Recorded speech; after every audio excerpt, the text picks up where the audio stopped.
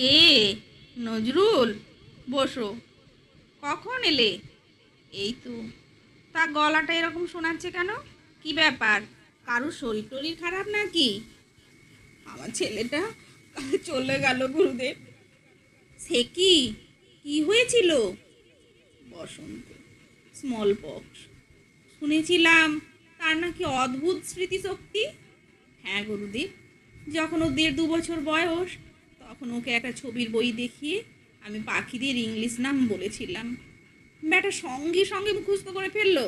অথচ তখন তো অক্ষর জ্ঞান হওয়াও সম্ভব ছিল না। বলো কি? হ্যাঁ গুরুদেব।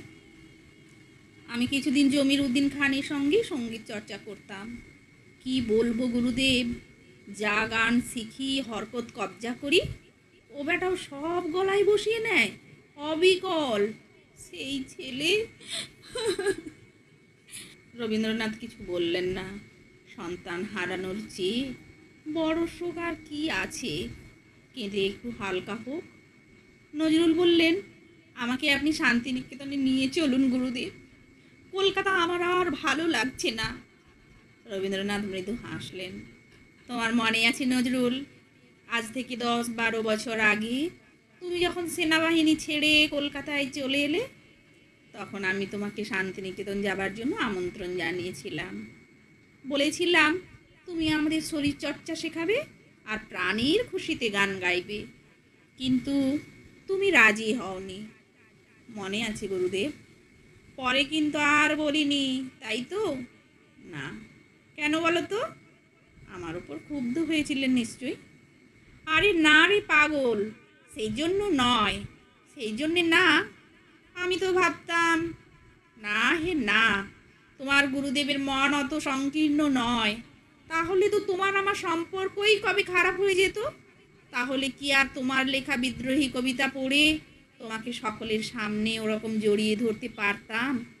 আমি আর কখনো কি কোথাও ওরকম আবেগ প্রকাশ করেছি? তা ঠিক, আপনি আমার বড্ড প্রশংসা করেন। করব না? তুমি তো সরস্বতীর বরপুত্র। কি অপূর্ব তোমার লেখার হাত! আমি তোমার লেখা পড়েই বুঝেছিলাম তুমি অস্বাভাবিক প্রতিভাবান। আপনি আমায় খুব ভালোবাসেন গুরুদেব। বাসেই তো। তুমিও তো প্রথম দিকে খালি আমার গানই গাইতে। গাইব না? কি অপূর্ব গান! পরে তো আমিও গান লিখতে শুরু করলাম, কিন্তু আপনার মতো লিখতে পারলাম কই? ও কথা বলো না, আমাদের দুজনের স্টাইল তো আলাদা। কি চমৎকার শ্যামা সঙ্গীত লেখো তুমি, আমি তো সেরকম কিছু লিখলামই না। তাহলেও আমার গান তো শুনেই বোঝা যায় কোন রাগরাগিনীর আশ্রয় করে সেগুলো গড়ে উঠেছে।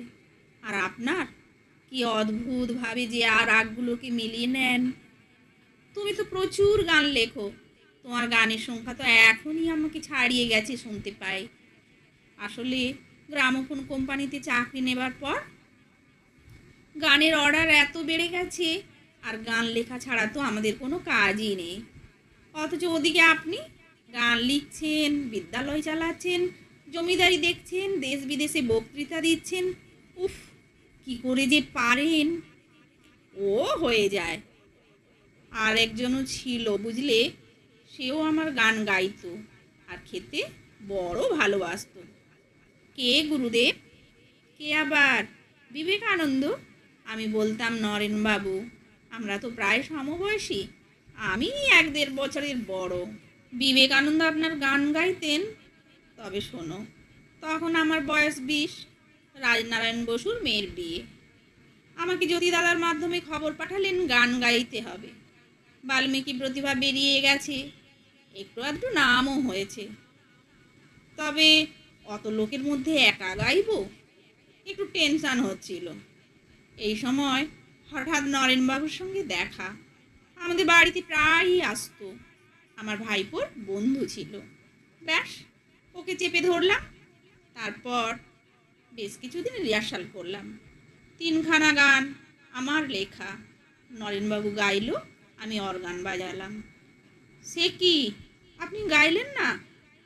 ওই গলা মেলালাম আর কি। নরেনবাবু গলার সঙ্গে আমি পারি নাকি?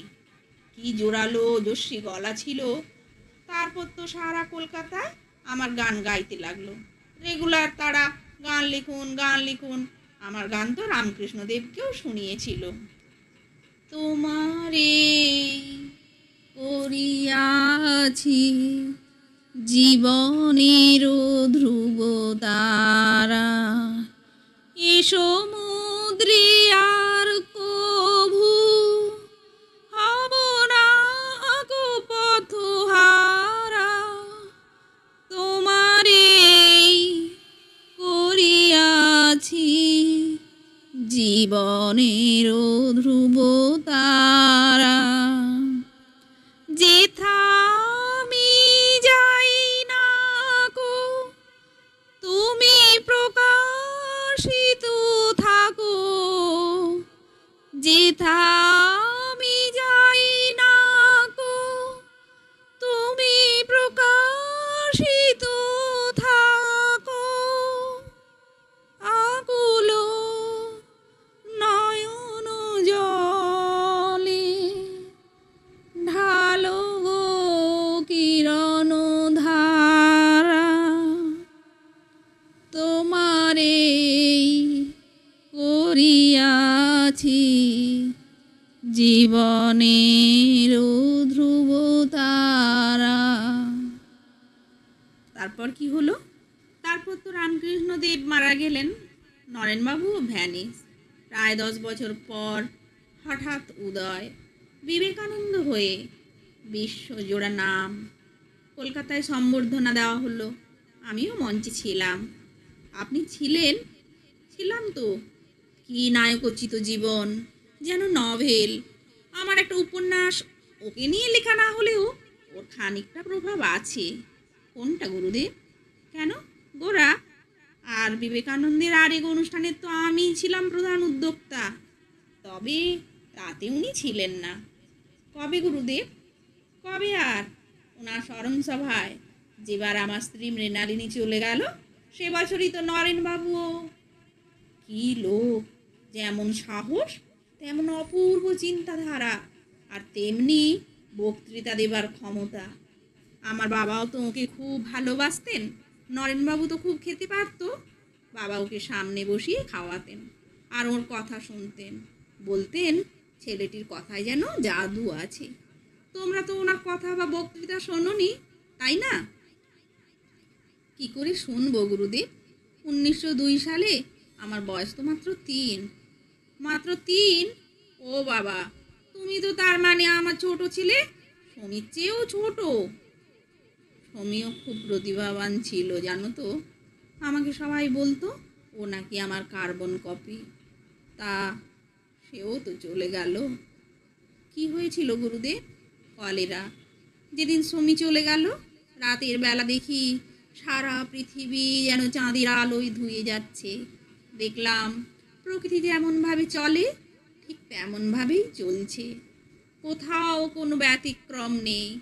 আমার এই শোকের দিনে যেন কারুর কিছুই যায় আসে না। একটা ভারী অদ্ভুত অনুভূতি হলো। মনে হলো ব্রহ্মাণ্ডের সৃষ্টিকর্তার এটাই ইচ্ছে। মৃত্যু আসবেই, হয়তো অকালেই আসবে। শোক তাপ থাকবে, যেমন আনন্দ আছে। কাজ থামালে চলবে না। আমাদের আরাধ্য কাজ আমাদের করে যেতেই হবে। আর এইটাই হলো মহাবিশ্বের পরম। আমার এই শোকের দিনে যেন কারুর কিছুই যায় আসে না। একটা ভারী অদ্ভুত অনুভূতি হলো। মনে হলো ব্রহ্মাণ্ডের সৃষ্টিকর্তার এটাই ইচ্ছে। মৃত্যু আসবেই, হয়তো অকালেই আসবে। শোক তাপ থাকবে, যেমন আনন্দ আছে। কাজ থামালে চলবে না। আমাদের আরাধ্য কাজ আমাদের করে যেতেই হবে। আর এইটাই হলো মহাবিশ্বের পরম